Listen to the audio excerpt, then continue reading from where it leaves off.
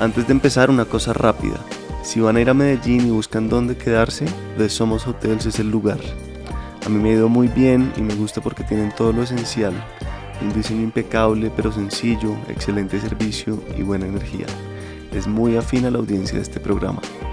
Como oyentes del Topo nos están dando un regalazo, 20% de descuento usando el código SOMOSTOPO en el link que les dejamos en la descripción. Este descuento aplica a lo largo de todo el 2026 con algunas excepciones que también les dejamos en la descripción del episodio. No es poca cosa, aprovechen. Ahí les dejamos este regalito de Navidad. Eso era todo, ahora sí vamos con el episodio. Cuando Sofía Gómez se graduó como ingeniera civil, le dijo a sus papás: denme un año, si en este año no me va bien y no veo que haya un camino para seguir haciendo apnea, pues nada, consigo trabajo en ingeniería. Pero yo a ustedes no les va a pedir un peso. O sea, de aquí para adelante, yo me bandeo, como sea. Desde muy joven había descubierto su pasión por los deportes acuáticos y en 2010 participó por azar en un entrenamiento de apnea y sintió que ese era su verdadero camino. A mí nadie me dijo, tienes que hacer un récord mundial, sino que yo decía como no, pues si ya hice 2, tengo que hacer otro. Y entonces empezó a romper récords. En 2017 descendió 83 metros con vialetas, luego 84 metros y luego 110. Números que para muchos son difíciles de medir, pero que han significado récords mundiales y personales. Y que a la vez luego le empezaron a pesar a ella. Y eso me empezó a pesar un montón, pero un montón en que yo iba al agua y hacía cualquier inmersión y salía llorando. Tras éxitos, crisis profundas y salidas a flote, hoy se plantea si quiere seguir con ese ritmo competitivo o crear una nueva versión de sí misma. Este último año ha sido de ¿cuál es mi propósito? No tengo ni idea, pero ahí voy encontrándolo. Y es como devolverle al deporte todo lo que me ha dado y poder aportar a que muchos otros, pues otras personas puedan encontrar en el deporte una forma de vivir, pero no desde la precariedad.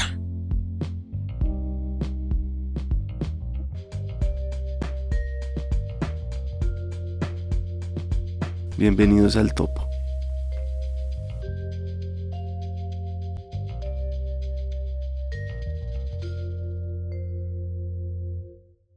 Gracias otra vez por estar acá. Quiero arrancar desde chiquita. ¿Cómo te recuerdas, chiquita? ¿Cómo te criaron? Gracias, Miguel, por esta invitación.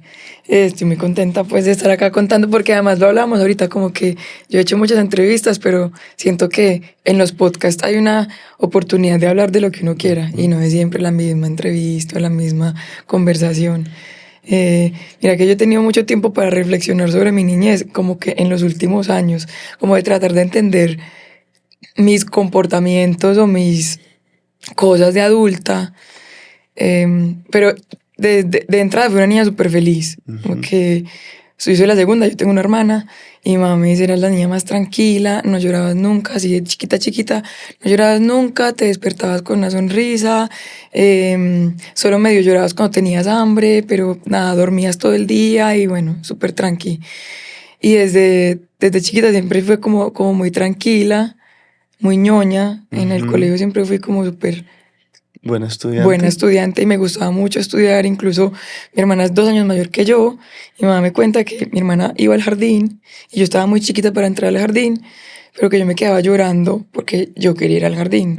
Entonces que me metieron al jardín mucho más chiquita de lo normal para que yo no me quedara llorando.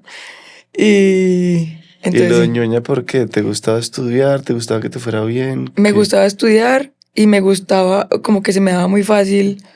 Pues como me iba bien en el colegio, incluso yo llegué al colegio de 4 años, pues cumplía 5 en abril, llegué leyendo, escribiendo, sumando y restando, que yo es como así que uno a los 4 años, bueno, pero yo creo que ya me iba dañando las prestadas, pero de chiquita sí fue así. Tuvimos una infancia súper activa, mi papá ha sido pues del campo, mi familia es del campo, cafetera, de Manizales, mi papá es de Manizales, y mi papá administraba fincas, y siempre fue su trabajo, entonces como que crecimos mucho en el campo. Yo acompañaba a mi papá cuando tenía que ir a los días de cosecha de piña, entonces yo me iba con él a los piñales, a ver cómo recogían piña, a clasificarla, pero obviamente yo no hacía nada. También nos pasábamos pues en los cafetales. Mi papá tuvo un cultivo de moras muchos años, entonces también nos la pasábamos los fines de semana en los cultivos y era muy divertido. Vivíamos en un conjunto residencial y tampoco nunca tuvimos televisor. En la casa solo había un televisor y era el de mis papás. Entonces nunca jugamos con videojuegos ni nada, sino que era siempre como, están aburridas, bajen a jugar. ¿Pero esto era en el campo o no tanto? No, esto en la ciudad. Yo soy de Pereira y crecí allá, en una unidad residencial que se llama El Tulcán, que mis papás vivieron ahí hasta hace poquito, que ya se fueron a vivir a una casita en el campo. ¿Tus papás casados todavía? Mis papás casados. Para mí, ellos son como ese ejemplo de amor, que es muy bonito, porque no ha sido fácil. Nosotros, cuando yo era pequeña, pues adolescente, tuvimos muchos problemas económicos que yo siento que en una pareja con 2 hijas, eso hace que haya mucha fricción y mucho, pues como cosas difíciles. Y ahí siguieron como con todo esto y como cómo hacemos y qué ton, pero sí, siempre. Entonces para mí ellos son como ese ejemplo de amor incondicional, que ahí sí en las buenas y en las malas están el uno para el otro. ¿Y qué le pasó a tu papá ahí? ¿Hubo un bache económico? Yo no o qué? sé, hubo un bache económico muy largo. Pues la familia de mi papá cafetera, toda la vida era generación tras generación cafetera. Y en los 90 hubo este gran problema el precio del café que se fue para el piso, las plagas de de la broca y la roya, ¿es que se llama así? Ni idea. Sí. Uno era un hongo, el otro era un bichito y acabó con todos los cafetales y eso le pegó muy duro a la familia de mi papá, pues a todo el negocio de café y a todo, porque mi papá también administraba otras fincas cafeteras que no eran de él, que no eran de la familia. Y yo creo que eso ahí como que el campo es muy difícil, como que de verdad tener cultivos y vivir del campo es muy difícil. Y no sé, era como una cosa tras otra, era como una serie de eventos desafortunados. Incluso un 23 de diciembre, me acuerdo, llegaron a embargarnos el apartamento donde vivíamos. Y esa fue una Navidad re oscura, porque era como... Y es que además eso es duro, porque llegan con... En esa época no había nada electrónico, entonces era como una tablita, una señora del banco, entonces entraban y medían las habitaciones, 3x4. Tiene un closet empotrado, hay un televisor, y mi hermana y yo sentadas como... ¿Tú una niñita? ¿Qué está pasando? Yo tenía 13 años por ahí, uno sin entender mucho. Eso, yo no sé mi papá cómo hizo, pero lo solucionó y pues nosotros pudimos seguir viviendo en ese apartamento y pues lo terminó solventando esa deuda, yo no sé cómo. ¿Y te marcó un poco eso hoy en día? Como tu relación con el dinero sí, y así. Total. Es como ese miedo a la escasez. Porque mi papá es un papá súper trabajador. O sea, entonces yo no entendía, yo decía, pero si mi papá trabaja, marica, como se levanta, y todavía lo hace, se levanta a las 3 de la mañana, sale a dar rondas a las fincas, a administrar no sé qué, llega a las 6 de la tarde, este hombre no hace sino trabajar, ¿y cómo es posible que le vaya mal? ¿Y cómo es posible? ¿No, ni idea? Pucha, pues yo siento que es eso como el mal pago al trabajo del campo. Que sí, y pues lo volátil que puede ser una cosecha, por ejemplo. No sé, la piña se demora 22 meses para crecer, 18, 22 meses. Y si le cogió una plaga, pues se dañó toda la cosecha. Entonces, pues, ¿cómo pagamos si es que no hay cosecha? ¿Me entiendes? Como todas las cositas. Yo creo que trabajar en el campo es súper difícil. Mi papá le trabajó a un señor muchísimos años y este señor tenía muchas deudas. Y mucho del trabajo se iba pagando deudas, ¿no es cierto? Del señor, que no era que le tenía que pagar a mi papá, pues, pero bueno. Y por fin mi papá como que dijo, bueno, listo, montar mi negocio propio. Y montó su negocio después de pues, ir y venir. Después se asoció con un señor, montó un negocio en Mercasa, que es la plaza de mercado de Pereira. Esa sociedad no funcionó mucho y él después monta su negocio propio, que todavía lo tiene, ya lleva muchos años con su negocio. Él trabaja en Mercasa y tiene una bodega que se llama Onde Pacho. Se llama Pacho. Él se llama Francisco, se llama, y todo el mundo le dice Pacho. Y mi papá es pues mayorista ahí en la plaza de mercado. y también se sigue levantando a las 3 de la mañana, porque es una persona pues que ama trabajar, pero tampoco un poco es adicto al trabajo y no es capaz de parar de hacer eso. Y tú entonces, voy a hacer preguntas improvisadas porque quiero salirme del libreto. ¿Cómo lograste tu independencia económica y cómo ha sido como el lado profesional tuyo en términos económicos para mantener el deporte, para hacer lo que haces? Bueno, eso es muy chévere. Bueno, yo me fui de la casa muy pequeñita. Yo me fui de Pereira a los 16 a entrenar por Bogotá y después me vine para Medellín a entrenar por Antioquia. Y yo siempre he sido, pues, como muy independiente. Yo creo que eso es una virtud, pero también es una maldición. Pero bueno,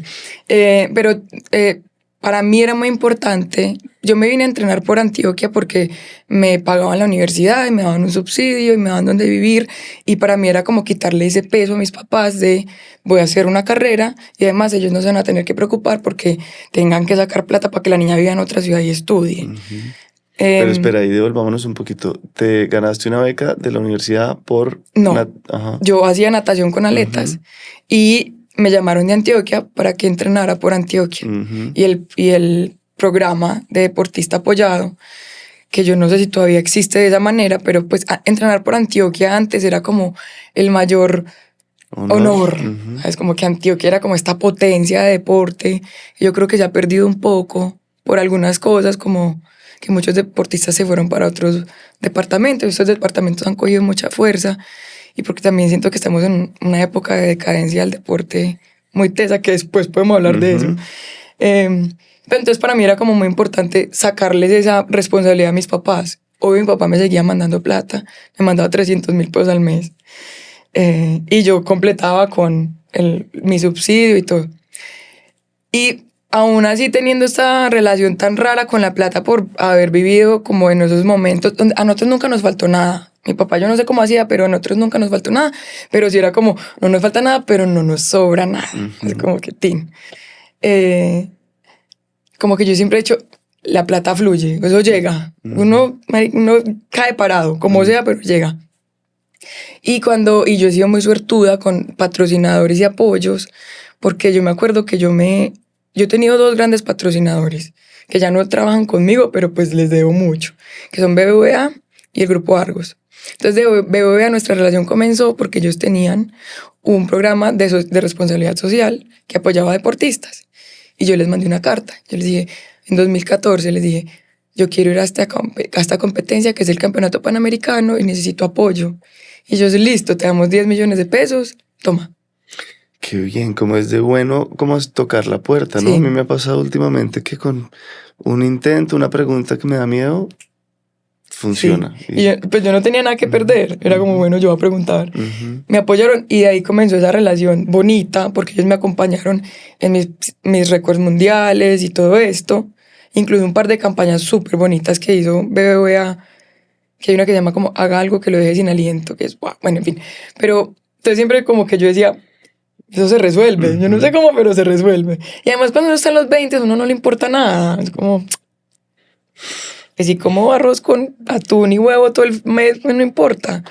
Entonces yo en esa época estaba estudiando en la universidad. Yo estudié y me gradué de ingeniería civil. Pero yo tenía un plan, que era que yo ya había conocido la apnea, pues, y ya estaba haciendo apnea, pero obviamente no podía entrenar mucho porque vivía en Medellín, pues en Medellín no hay mar.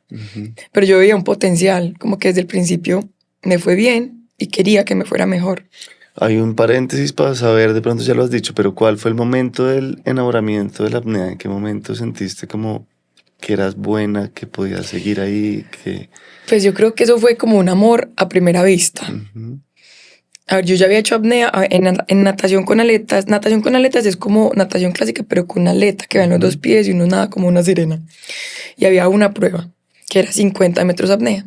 Yo era semifondista y fondista, o sea, yo hacía desde 200 metros hasta 6.000. Entonces la velocidad no era lo mío, y mucho menos aguantar la respiración. Y yo recuerdo incluso la primera vez que me pasé la piscina completa, que yo tendría 13 años, y eso fue como, wow, no lo puedo creer que hice 50 metros, porque uno siempre que hacía esos 50 sentía que se iba a ahogar.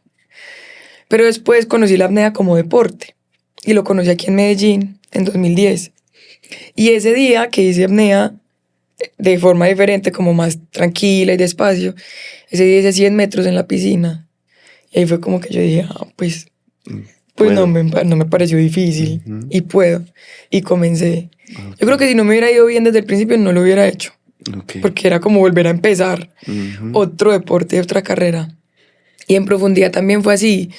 Pues como yo he sido una mujer del agua toda la vida, entonces como que se me da como la segunda naturaleza de estar en el agua. Entonces compensar la presión en los oídos no me parecía difícil. Y las primeras veces que hice apnea bajé 20, 25 metros, 40. Wow. Y hablemos de esa relación con el agua. ¿Por qué tan acuática?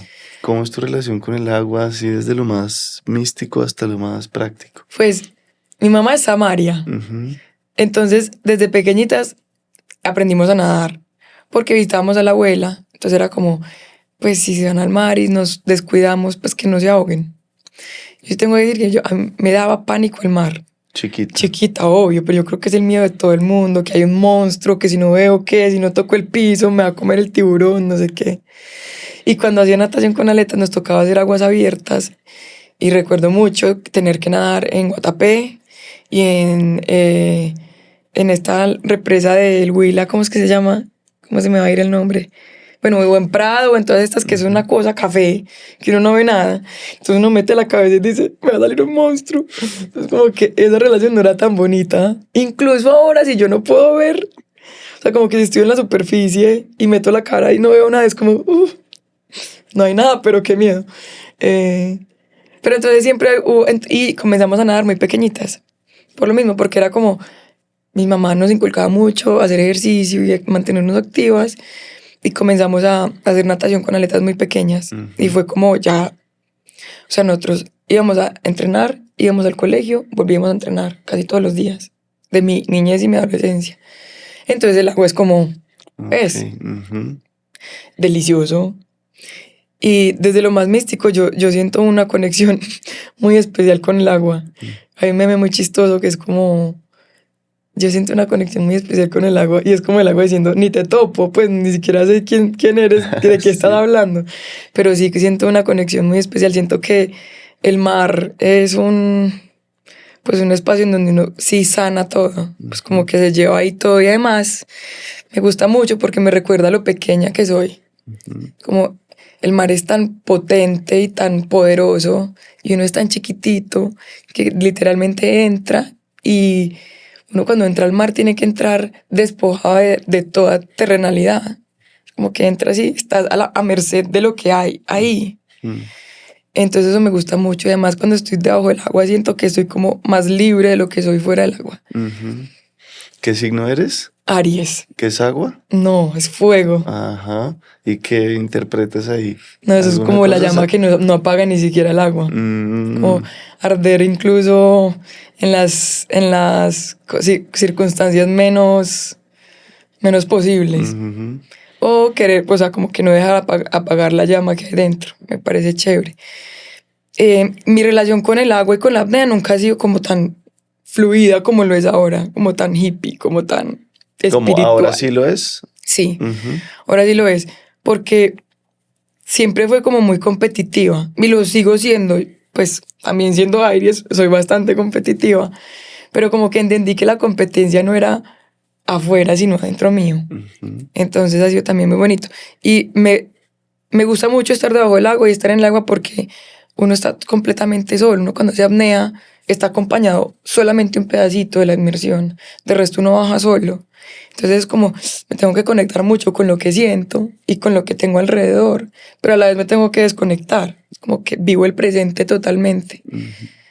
Y todavía me cuesta mucho trasladar eso que siento en el agua a la terrenalidad, pero en eso estoy trabajando. ¿Y por qué ibas a decir que ahora sí es como una relación más espiritual o cómo lo dirías? Porque tuve que parar. O sea, yo llegué a un momento en el que yo dije, yo no puedo ir compitiendo porque pues aquí voy a acabarme. Me voy a acabar espiritualmente, emocionalmente, energéticamente y físicamente también. Cuando uno hace apnea, uno se arriesga a muchas cosas. Yo no diría que a la muerte, aunque sí digamos que estamos más cerquita de la muerte que otras personas que no hagan este deporte. Creo que las posibilidades de que me muera joven a comparación de mis amigos o de otra gente, son mucho más grandes, pero no es como que yo vaya al agua diciendo, me voy a morir. ¿Pero por un accidente o porque la longevidad se reduce? No, pues por un accidente. Digamos que uno no está exento de que pase algo, de que me desmaye muy profundo, o de que haga mal el cálculo, o que me coja una corriente, pues uno minimiza todas esas cosas, pero pues uno no sabe. Ahí están, sí. Ahí está. Al final causa un deporte de alto riesgo que uno no puede como decir, no, es que no pasa nada. Sí, sí pasa. Pero entonces yo llegué a un momento en el que odiaba competir, pero fue porque yo siento que mi progresión en apnea fue exponencial. Yo empecé en 2016, ahí para un poquito lo de como el tema financiero. Yo me gradué de ingeniería y les digo a mis papás, el día que me gradúo, aquí en Medellín, yo no he conseguido trabajo, yo ni siquiera he mandado mi hoja de vida, porque yo quiero hacer apnea. Ahí les dices. Ahí les digo, y ellos como, ¿esta niña qué le pasa? ¿De Pero qué va a te vivir? graduaste y les dijiste, ya tenías el cartón. Sí, ese día les entregué el diploma y les dije, tengo un plan. Y este plan no incluye conseguir trabajo con concreto o en integral o en Argos. Porque ahí es donde todo el mundo busca trabajo cuando sale de ingeniería aquí en Medellín. Y obviamente la desilusión en la cara de mis papás. Como esta niña, ¿pero qué va a vivir? Pero yo ese día les hice una promesa. Yo les dije, yo sé que esto es una locura. Denme un año. Si en este año no me va bien y no veo que haya un camino para seguir haciendo apnea, pues nada, consigo trabajo en ingeniería. Pero yo a ustedes no les va a pedir un peso. O sea, de aquí para adelante, yo me bandeo como sea. Y así fue. ¿Y no tenías ingresos en ese momento? Pues tenía apoyos, tenía un apoyo de Indeportes y todavía hacía pues como parte de los deportistas patrocinados de BBVA, pero no era que me sobrara la plata. Pero uno cuando está en los 20 no le importa ahorrar. Pero ¿y te viste como, no sé, como de dónde salió esa fe y esa fortaleza? ¿O fue tirarse al vacío y ya? Sí, yo creo que fue un impulso así de qué es lo peor que puede pasar, que ahora lo pensaría más. Pero sentías esa pasión ahí. Sí. Además que me encantaba, o sea, a mí la apnea me encantaba, me fascinaba todo lo que sentía y esa posibilidad de ser la mejor, porque yo sí lo veía muy cerquita y tenía pues como entrenadores que me hacían pensar y que pues no era como que delusional, era un camino que se podía seguir, porque además yo ya llevaba toda la vida haciendo deporte, entonces era como una acumulación de un montón de cosas, yo no empezaba desde cero. ¿Y cuál dirías que es la habilidad ahí más importante para ser buena apneísta? Porque eras buena. Yo creo que un poco todo el trabajo ya hecho como de capacidad física y un poco de YOLO, pues que es lo peor que puede pasar. Y un poco dejarme guiar por los entrenadores que tenía alrededor. Muchas veces yo no creía que lo podía lograr, pero ellos eran como, Sofía, lo hemos hecho en entrenamiento, tal, tostín. Pero un poco de eso es como mi progresión fue muy exponencial. Y yo, pues yo ya entrenaba apnea desde 2014, pero obviamente muy limitado porque estaba estudiando ingeniería, porque estaba en Medellín. Entonces en 2016 ya me dedico 100%. Y yo pasé de hacer 80 metros o 70 metros en 2015 a 93 en 2016. Y eso es una progresión muy grande. ¿93 es el récord máximo tuyo? 110. Ah, wow. Sí. Pero me demoré mucho también con pasando aleta 110. con monoaleta, sí. Y eso también es otro pedacito así como heavy. Pero entonces, hablando de eso, entonces yo progreso muy rápido y yo en 2017 hago mis primeros 2 récords mundiales. Impulsada por todo lo que había alrededor, pero un poco sin creer mucho que yo era capaz de lograrlo. Me siento súper agradecida de haberlos hecho porque eso, pues mi camino se ha forjado por eso. En 2018 hago mi 3er récord mundial, pero yo en ninguno de esos récords me sentía feliz, me sentía aliviada. Era como, ay, bueno. ¿Cómo así? Aliviada de haberlo conseguido, sí, pero no contenta. No contenta. ¿Por qué? Porque para mí era como una responsabilidad que me había cargado en los hombros. A mí nadie me dijo, tienes que hacer un récord mundial. Sino que yo decía como, no, pues si ya hice 2, tengo que hacer otro. Y era el alivio de, hice este, ¿y cuándo voy a hacer el próximo? Y eso me empezó a pesar un montón. Pero un montón en que yo iba al agua y hacía cualquier inmersión y salía llorando. Como desesperada, desesperada, frustrada, angustiada. En el lago era como todo el tiempo pensando lo peor, como que no estás lista, ¿para qué haces esto? Pero si no lo haces nadie te quiere, porque como que empecé a ver mi valor en los tenía que ser récords. títulos. Ajá. Sí. Y entonces, bueno, pasan muchas cosas, llega el 2020 con la pandemia y pues nos encierran a todos. Yo estaba en Bogotá, yo me fui a vivir a Bogotá. Y yo creo que eso fue un momento yo creo que todos nos sentimos un poco perdidos, pero más pues los deportistas que perdíamos nuestro ser, pues que es un deportista si no puede entrenar y no puede competir. ¿Cuál es su profesión? Hacer rentallas en la casa, pues como... Y yo en ese momento dije, uff, pucha, bueno, es una oportunidad para redefinir este odio que estoy sintiendo por la apnea, porque yo la odiaba. Y voy a buscar ayuda porque no puedo sola. Y empecé un trabajo de psicología muy teso, que además me costó encontrar un psicólogo que entendiera qué era hacer apnea. Pues porque psicólogos deportivos hay muchos, pero muy contaditos con los dedos yo creo que solo caben aquí en el mundo los que puedan entender qué significa ser deportista y hacer apnea. Que no es lo mismo decirle a alguien, corre más rápido o pedalea más, que aguanta la respiración, baja 100 metros y maneja todo eso. Pues como que sentía que yo estuve con varios psicólogos con los que no conecté y hasta que llegué a este man, que era también apneísta. Y me acuerdo que la primera sesión me dice, ¿tú qué sientes por la apnea? Y yo le dije, la odio. Y me dijo, no, paremos. Paremos, mira, yo te devuelvo la plata, porque además era un psicólogo que no es de aquí, era un platal el que me estaba gastando en este proceso psicológico. Me dijo, mira, ¿sabes qué? Yo te devuelvo la plata, porque no hay necesidad que tú hagas algo tan duro como es hacer apnea si la odias. Yo le dije, no, espere, yo no odio la apnea, yo odio la competencia. Me dijo, eso es diferente. Pero entonces, ¿qué sientes cuando haces apnea? ¿Cuál es tu intención más grande? Y yo sin pensarlo mucho, porque yo siempre lo he tenido muy presente, yo le dije, yo cuando hago apnea quiero encontrar paz y tranquilidad. Y eso es lo que siempre busco. Me dijo, listo, entonces vamos a redefinir lo que significa la apnea para ti. Y empezamos ese proceso que yo creo que también es muy de la plasticidad del cerebro, de volver a conectar esas cosas, que no era como vas a sentir angustia cada vez que es apnea, sino que de verdad cada vez que compitas vas a buscar solamente paz y tranquilidad. Y si no lo estás encontrando, te sales. No hay necesidad de forzar las cosas. Y con ese proceso, que no fue corto y que creo que también es algo que sigue siendo parte de mi proceso, pues pude desbloquear un montón de cosas y volver a disfrutar la apnea. Y también entender que esto es un proceso muy personal y que a nadie le importa al final. O sea, que mi valor no está dado por cuántos récords tenga. Que obvio es parte de mi historia y que me encanta hacer récords, porque no lo voy a negar, me encanta competir, pero que a nadie le importa al fin y al cabo si yo hago, y que nadie lo entiende además, que es hacer 50 metros o 110. Sí, ¿sabes? eso es algo tuyo, sí, uno no sabe calcular. No. ¿Y qué momento entonces así ahorita, no sé, si cuándo has sentido como la mayor gratitud y sí, cuándo volviste como a enamorarte entonces de la apnea? Yo creo que ha sido un proceso como de los últimos 2 años. 2023, 2020, bueno, 3 años, 2023, 2024, 2025. Hubo un momento en el que yo entendí que la apnea era para mí más que simplemente me dan ganas de llorar y todo.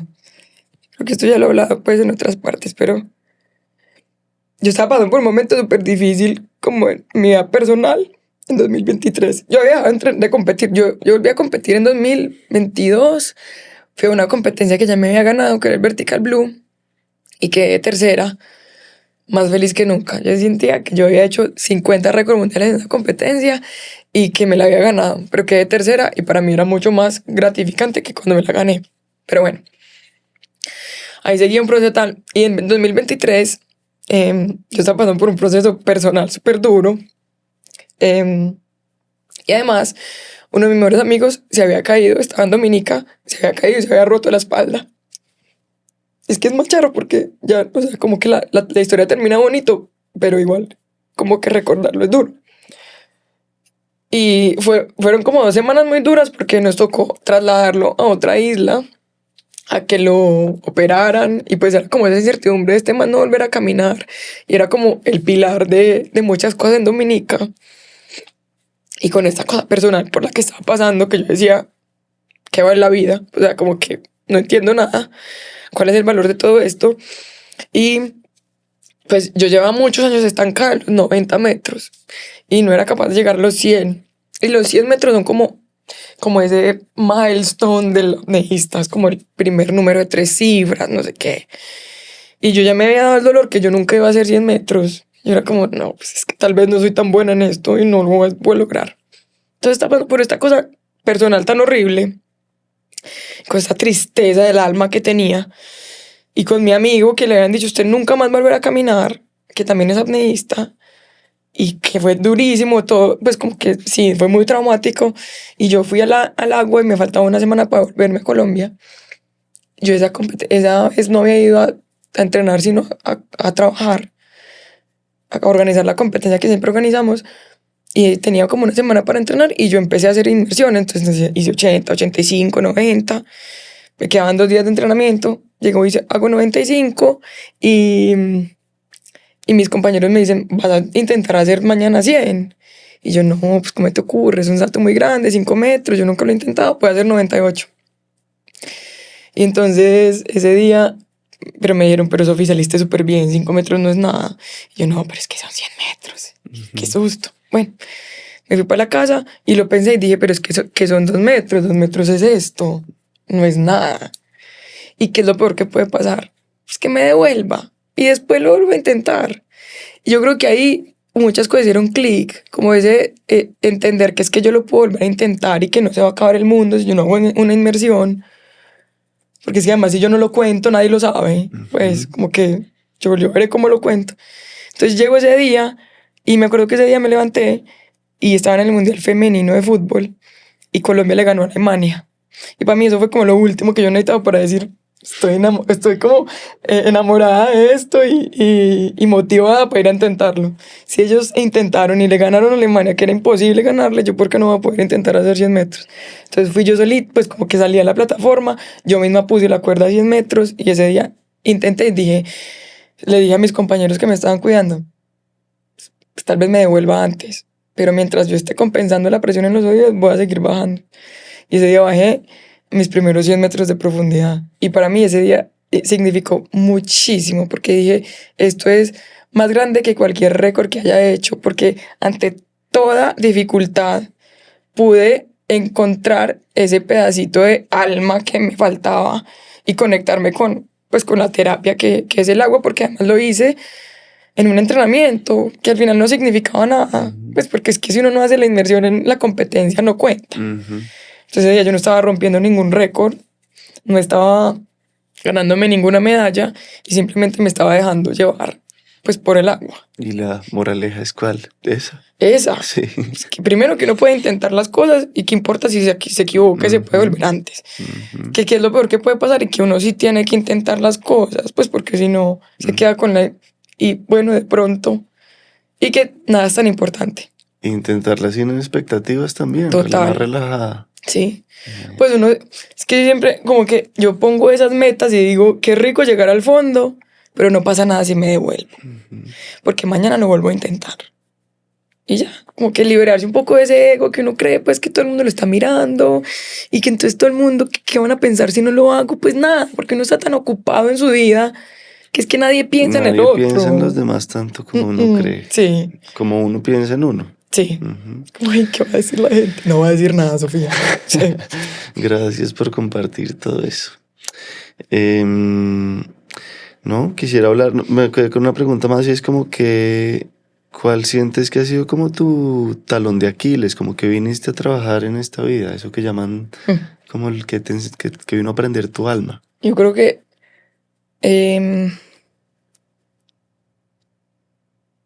como la angustia, pues como la anticipación a las cosas, que es lo que te digo, como que yo cuando hago apnea, yo sí estoy muy presente en el instante que me está pasando. Es como que ya aprendí, porque antes sí me anticipaba mucho a las cosas, que es como, ¿qué está pasando en este mismo instante de mi vida? Y cuando estoy acá afuera es como que me angustia, es como que me lleno de futuro. ¿Y qué va a pasar en diciembre? ¿Y qué va a pasar el otro año? Y en 10 años. Y entonces, pucha, ¿cuántos años voy a vivir? ¿Y cómo va a ser la gente? ¿Y qué angustia todo?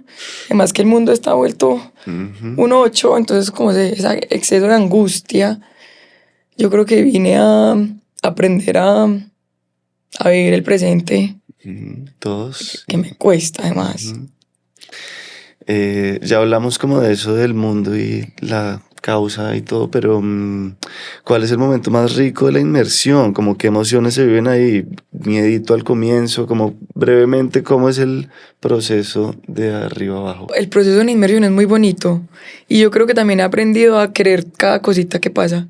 Entonces, pues antes me angustiaba mucho y tenía el ritmo cardíaco muy alto. Y ahora entendí que es parte del proceso porque a uno le dan muchos nervios, ¿sí? Y a mí siempre me han dado muchos nervios y me siguen dando, o sea, a mí me dan nervios por competir como me daban nervios cuando tenía 9 años, o sea, y ojalá se me fueran, pero pues ahí están. Y también entendí que son parte de mí, pues, y del miedo.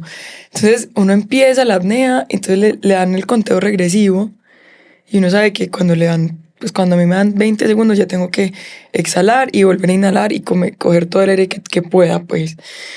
Y mi corazón a mil. Pero yo sé que cuando entro al agua y empiezo a bajar, ya las pulsaciones empiezan a ser más y más lentas. Entonces el primer proceso de entender y como de entregarme es muy bonito. Uno empieza a bajar y al principio tiene que nadar mucho, pues porque uno flota un montón. Entonces pasar esa parte como ir de contracorriente es bonita. Entonces, no mucha fuerza porque te cansas y gastas mucha energía, pero no muy despacio porque pues no avanzas.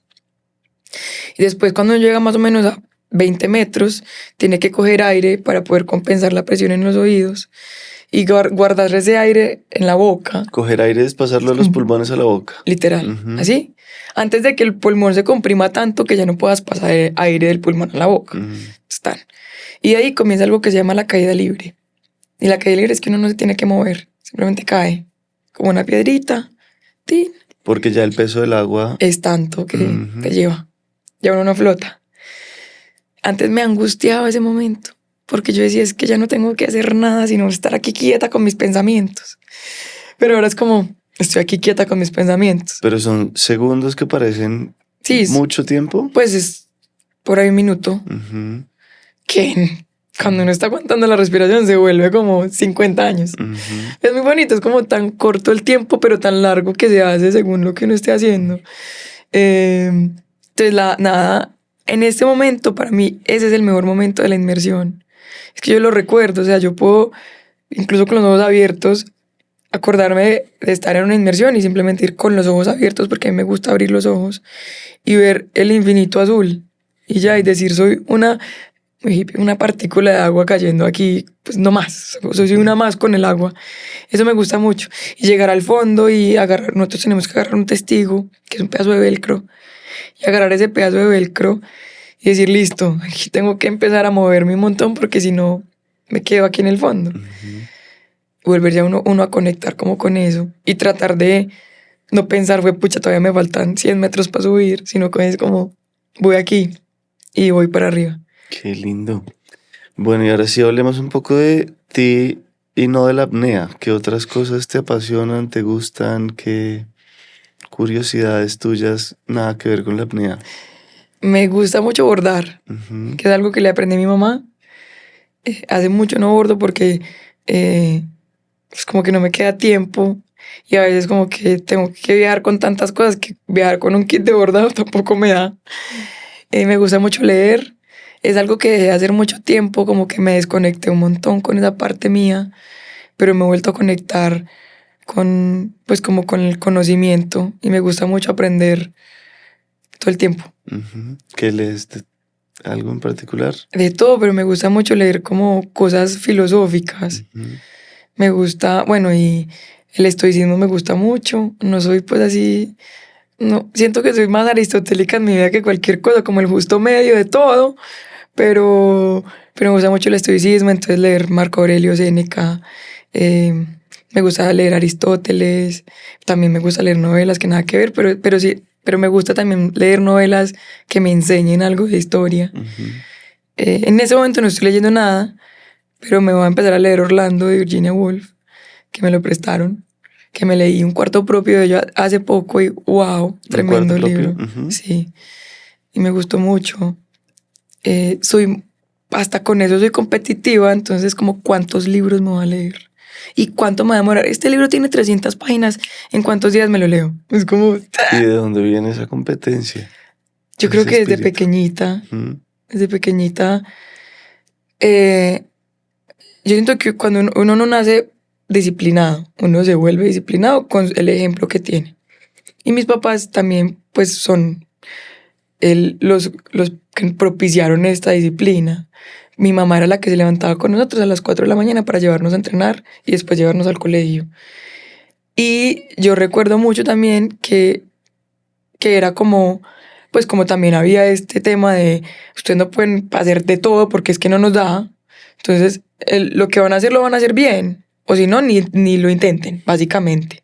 Yo no sé si eso es muy tóxico, pero a mí no me parece. Yo creo que está muy bien que uno de los papás le digan nada a medias, que lo vas a hacer y lo vas a hacer bien. Entonces, desde, desde chiquita también como que con natación con aletas era como que fue pues como parte fundamental de mi niñez y mi adolescencia. Era así como, pues vas a ser la mejor y punto, pues. Y no siempre ganaba, pero siempre era el motivo. Y hay otra cosa que yo creo que también forjó mucho el querer ser la mejor o ser competitiva, y es que yo sentía, y esto es algo que he analizado estos últimos años, que me he sentado a pensar mucho sobre mis cosas, mis traumas, que yo sentía que yo no podía ser una carga para mis papás, como que yo les tenía que alivianar las cosas, no que ellos me hubieran dicho, sino que yo como niña dije, no, yo tengo que volverme invisible para mis papás de una manera positiva. Por ese Entonces, estrés económico y esas sí, como etapas. porque yo decía, no más problemas, o sea, yo tengo que convertirme en un alivio para ellos y no un problema más, ¿no? Ujú. Entonces yo era como, voy a hacer la mejor en el colegio, me voy a ganar la matrícula de honor, lo que pueda, para que ellos no tengan más problemas, Ujú. como que pase todo tranquilo y paz y amor, pues. Ujú. Y que creo que a veces es complejo, porque pues soy una adulta muy competitiva y muy exigente conmigo misma y hiper independiente además, hiper independiente. Pero bueno, eso es algo que uno tiene que solucionar. Tampoco se puede quedar uno como, es que la culpa es de... Y No, es que soy así y ya. Uno puede sí, ser, cambiar, sí, sí. uno puede cambiar. Ujú. Y yo creo que un poco este proceso con la apnea, eso que siempre volvemos a lo mismo, pero es también eso, como que puedo cambiar, es que no tengo que ser la mejor siempre y qué significa el éxito y todo esto. Ujú. ¿Has tenido como alguna epifanía en una inmersión? Como, ya entendí, ya, no sé, como que te llegue un mensaje así, o No, muchos. yo creo muchos. Sí. Yo creo que el más bonito es ese de, ay, somos tan insignificantes Mm, que pues que tus problemas la verdad no son tan grandes como lo que piensas. mm, Que salte un poquito de ti. Ese ha mm, sido como el más grande, yo creo. ujú. Y sobre eso, bueno, entonces hablemos de las causas ambientales, pues no sé si tú ves el mar de verdad, verdad, em, ¿qué estamos haciendo los humanos? ¿Qué tanta esperanza tienes? Yo creo, Ambientalismo, ahora sí. sí, yo creo que lo más duro para mí es no perder la esperanza. Pero Mm, luego uno ve a Jane Goodall. acabo de pensar en ella, Sí, sí. que ella Ujú, decía, pues que no hay que perder la esperanza. Y hay otra mujer muy tesa que se llama Elvira Alvarado, que le decimos la mamá de los corales, porque es una mujer que ha dedicado toda su vida a la conservación y la restauración de los arrecifes colombianos. Y ella dice, yo he visto morir los corales, yo he visto morir los arrecifes y volver a nacer. No como estaban antes, pues como el 58% de los arrecifes del mundo están en un punto de no retorno. 58%. Un ecosistema que es tan importante para nosotros, que no lo vemos, entonces no nos importa. Pero ella misma dice, yo no pierdo la esperanza. Y yo digo, no, pues, si esta señora que ha visto morir todo, lo que conoce, y ya no pierde la esperanza, pues yo no puedo perder la esperanza tampoco. Hay algo muy chévere que me gusta mucho, y es que yo siento que el agua está conectada desde la punta de la montaña hasta lo más profundo del mar. Siempre está conectada. Y eso me gusta mucho. Y cuidarla me parece muy importante. El otro día me decía un guía en una caminata que dice que el agua está en todas partes. Ya no me acuerdo cómo era que lo decía, pero está pues en el aire o en el agua líquida o en el hielo. Sí, como que no es que el agua nazca en un lugar. Está en sus diferentes formas. Sí, y pues como desde el glaciar, es que de verdad si uno lo piensa, nunca se desconecta el agua, nunca. Incluso cuando hay una presa, ahí también está conectada al resto. Todo, nosotros somos agua, todo es muy bonito. Que para mí ¿qué es lo más importante? Pues yo no soy científica, me encanta la ciencia, y yo creo que si pudiera me iría a estudiar. Pues es difícil tomar decisiones cuando uno es adulto, como por dónde me voy. Pero si yo puedo hacer algo con lo que tengo, con las herramientas que tengo, y es ayudar a divulgar ciencia, para mí eso es muy importante, ¿sí? Apoderarme de causas que me apasionan. Los corales me apasionan, el mar me apasiona, los glaciares tropicales. Hay algo que es súper importante, pues Colombia es un país súper privilegiado. Tenemos el 50% de los páramos del mundo, y la gente no entiende que el páramo no es algo que esté en todas partes. O sea, es de verdad un ecosistema tan único, de los trópicos, tan impresionante, y es como, sí, el frailejón. No, es que mucha gente no sabe qué es un frailejón, ni siquiera en Colombia, pero en el mundo. Es como eso, los glaciares tropicales, que los estamos perdiendo, que ya uno de los más importantes, que es la Conejera, se desapareció, que es el que da el agua a la laguna de Lotún, se desapareció. Entonces, ¿qué va a pasar con la laguna? ¿Qué va a pasar con las comunidades que dependen de esa agua? De ese agua. Y todo eso me digo, bueno, ¿qué vamos a hacer para que esto no se quede en solamente los científicos lo saben, sino que todo el mundo lo debería saber? Y eso es lo que me motiva en ese momento, me motivan esas dos causas, que son una al final, el agua, y el hielo, y la laguna, y el océano. Y pues, como sea, tratar de trabajar por eso. En este momento estoy apoyando una fundación que se llama La Coralteca, y la Coralteca es un laboratorio de reproducción sexual de corales, y es súper teso, pues porque es un trabajo que toma tiempo, pero que nos va a permitir tener arrecifes más diversos y menos propensos a todas estas enfermedades que están pasando ahorita. Es que si uno se pone a ver todo lo que está pasando en el agua y en el mar y en los arrecifes, es como, ¿qué vamos a hacer? No entendemos nada que está pasando. Entonces, pero pues, si Elvira no pierde la esperanza, y si Jane Goodall nunca perdió la esperanza, yo tampoco la pierdo. Qué bien. ¿Y no, en qué etapa de la vida estás ahora? Sí, ¿qué proyectos, qué metas? ¿Cómo te sientes? Yo creo que estoy en una etapa muy confusa de mi vida, de verdad. Como que este año ha sido un año de tomar muchas decisiones. Bueno, yo creo que los últimos 3 años han sido un revolcón, que yo todavía estoy así, aunque me revolcó, el 2023 me revolcó así, y como que todavía sigo, como que todavía no he parado de esa revolcada, como que apenas estoy volviendo a poner los pies, y pues que ya debería, pues está pasando mucho tiempo, pero también me estoy dando mi tiempo. Pero este ha sido un año de muchas decisiones, o de entender que tengo que tomar unas decisiones que tal vez no sean las más cómodas. Una de esas es decidir si quiero seguir compitiendo de una manera, pues como que entregarle tanta energía a la apnea, pues porque la verdad no es algo que sea sostenible. ¿Económicamente? Como que este año ha sido de hacer de todo para poder ir a entrenar. ¿Que trabajar en otras cosas? En otras cosas. Y de nuevo, es como, a mí la apnea me ha dado mucho, y muchas de las cosas en las que trabajo son porque hago apnea, ¿no es cierto? Pero también digo, yo no sé si esto es sostenible, y estamos en un momento financiero, yo creo que es súper duro para todo el mundo, incluso con las redes sociales, que también para mí han sido una gran herramienta.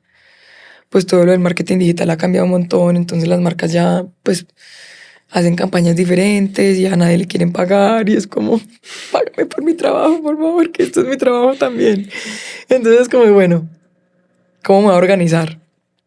Ahora me voy 2 meses para Dominica porque me voy a entrenar. Que si quieres explicar algo que yo Sí. creo que la gente no sabe, yo me enteré por ti de que era Dominica. Bueno, Dominica es una isla que no es República Dominicana, es otra isla del Caribe, que es un país independiente, que queda en las Antillas Menores, que son esta lineecita de islas que hacen como una curvita. Si ubican Barbados, queda por ahí, más arribita, como a 40 minutos en avión de Barbados. Y yo llegué a esa isla hace 10 años por una casualidad.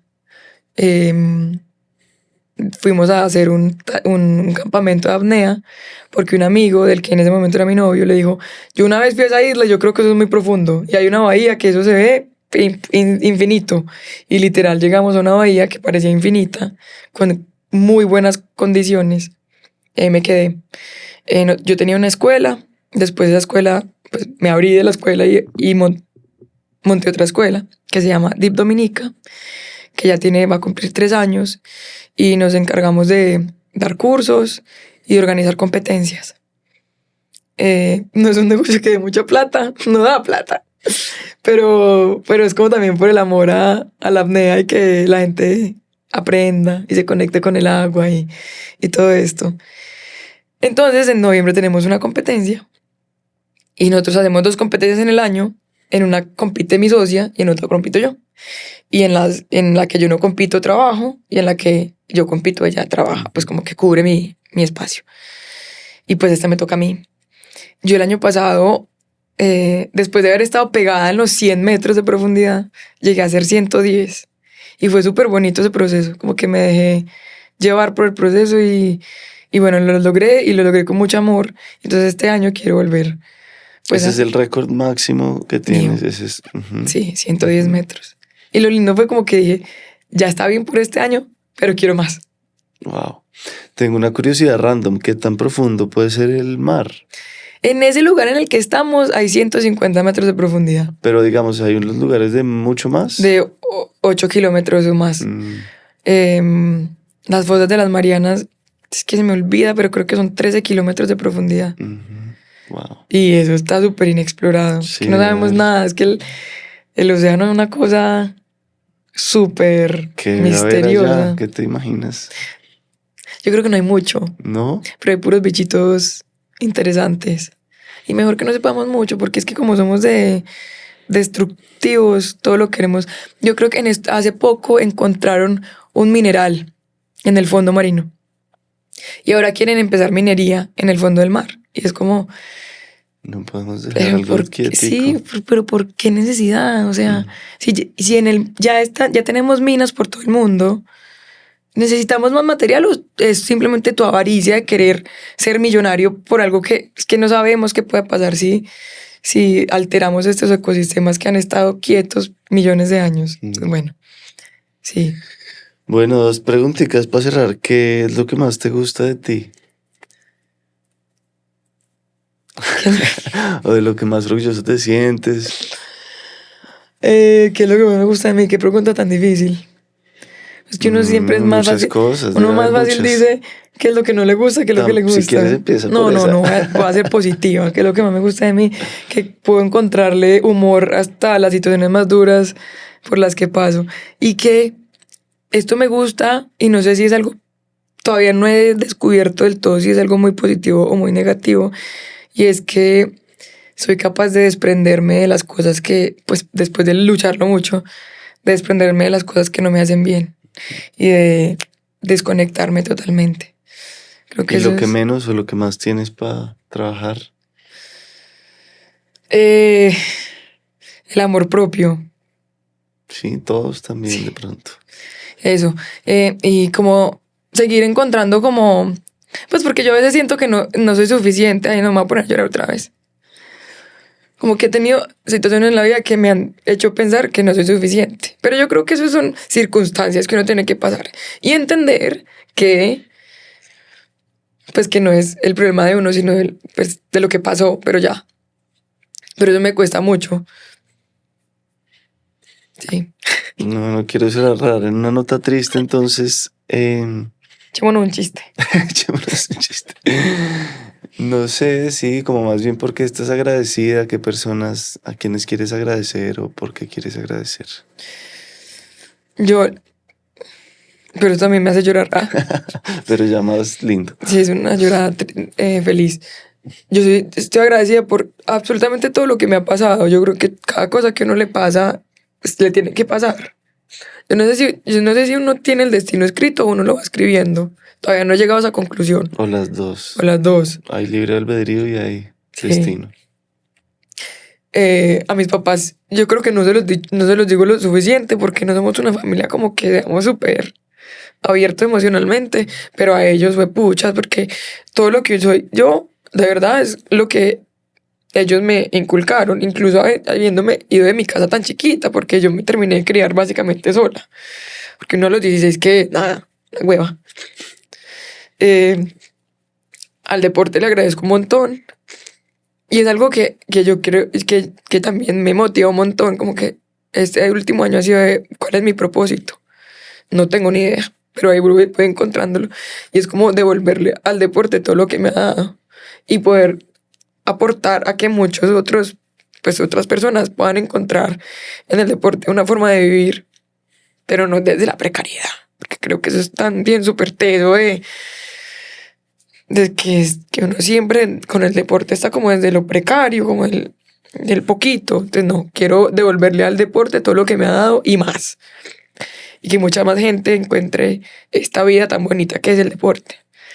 Que yo creo que todo el mundo lo entiende, que la actividad física es como tan bonita. A mis amigos también les agradezco un montón, que también es algo en lo que tengo que trabajar mucho y es como tampoco desconectarme de ellos, como porque al final cuando uno está en la mala, ellos son los que están ahí para uno siempre. Y que también siento que es el tipo de amor más genuino, porque la familia pues lo quiere a uno porque le toca. Ahí va a estar, sí. El amor romántico es una mierda. ¿Por qué? Es una mierda. Te voy a hacer pases con eso, pero es una mierda. Podríamos hacer un capítulo, segundo capítulo, la mierda del amor romántico y no mentira. No. Pero estás que entusada o tranquila, soltera. Estoy ¿o qué? tranquila, pero pues yo me divorcié hace 1 año y medio, casi 2 años ya. Pero ese fue el revolcón más duro de la vida. Entonces estoy peleada con el amor romántico. Pero el amor fraternal y el amor de amigos es un amor incondicional. Es un amor que no pide nada a cambio. Que entiende, pues al menos mis amistades, o sea, las que he forjado toda mi vida. Son amigos que entienden, que crecen con uno, que de verdad entienden todas las facetas por las que uno pasa y que están ahí. Entonces, por ellos estoy súper agradecida. Y qué lindo, además, hacer amigos a esta edad. Pues yo siento que esos amigos en los 30, en los finales de los 20 y los 30, que uno conoce gente y forja esa amistad, ahí sí es como... Eso es lo más preciado que tiene uno. Bueno, qué lindo que sepan tus amigos. Gracias, Sof. A ti, muchas gracias.